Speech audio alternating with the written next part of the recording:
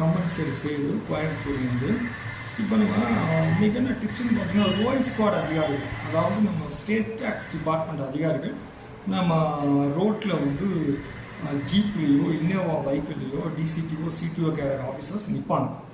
Tax evasion revenue leakage ஏதாச்சும் இருக்கா without சரக்கு போகுதான்னு கண்டுபிடிக்கிறதுக்கு. அதில் என்னென்னா இப்போ என்ன ஒரு பிடிக்கிறாங்க அப்படின்னா, இப்போ ஒருத்தர் வந்து ஒரு தொழில் பண்ணிகிட்டு இருக்கார் கோயம்புத்தூர்லேயும் எக்ஸாம்பிள் வச்சுங்க.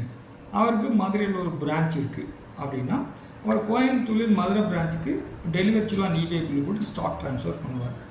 மதுரை பிரான்ச் வந்து அடிஷ்னல் பிளேஸ் ஆஃப் பிஸ்னஸில் ஆட் ஆகிருக்கும். சப்போஸ் அவர் ஆட் பண்ணலைன்னா செல்லுபடி ஆகாது, சட்டப்படி குற்றம். ஆனால் அவர் மதுரையில் இருக்க என்ன பண்ணிருக்கா, பிரான்ச் அப்ளை பண்ணியிருக்காரு. Value rental agreement, tax receipt, EB ரிசிப்ட்லாம் வச்சு அந்த ப்ராப்பர் ஆஃபீஸர் வந்து அந்த பிரான்ச்சை அப்ரூவ் பண்ணல. ஆனால் அவர் கையில் ஏஆர்என் இருக்குது. அப்போ ரோயிங் ஸ்குவாட் ஆஃபீஸர் பிடிக்கும்போது நம்ம கையில் வேலிட் ஏஆர்என் இருக்குது, நம்ம பிரான்ச் அப்ளை பண்ணியிருக்கோம் அப்படின்னா பெனால்ட்டி போடக்கூடாதுன்னு சொல்லி honourable commissioner Tamil Nadu state tax கொடுத்த சர்க்குலர் டேட்டட் 10/1/2023 படி நம்ம பிரான்ச் அப்ளை பண்ணியிருக்கோம்.